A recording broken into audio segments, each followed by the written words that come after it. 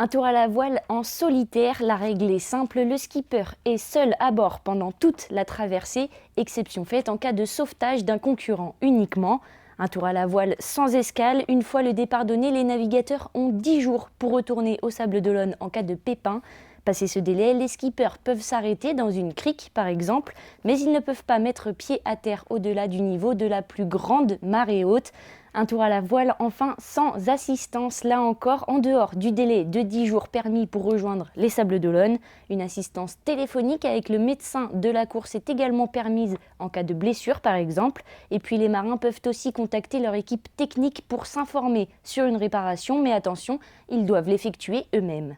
Dans le groupe des 40 potentiels concurrents, on retrouve 6 femmes, dont 2 bisus. Violette d'Orange est l'une d'elles. Elle pourrait être la Benjamine de l'édition à seulement 22 ans. Elle navigue sur le bateau de Jean Le Cam, figure et doyen, lui, du Vendée Globe.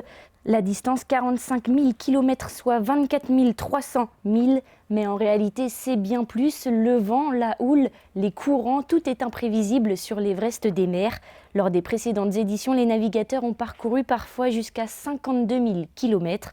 Autre chiffre à retenir, 74 jours et 3 heures pour être exact. C'est le record de l'épreuve. Il est détenu par Armel Lecléache, actuellement engagé sur l'Arkea Ultimate Challenge. Sera-t-il battu? Sera-t-il égalé? La réponse, ce sera fin janvier à l'arrivée prévue des premiers skippers.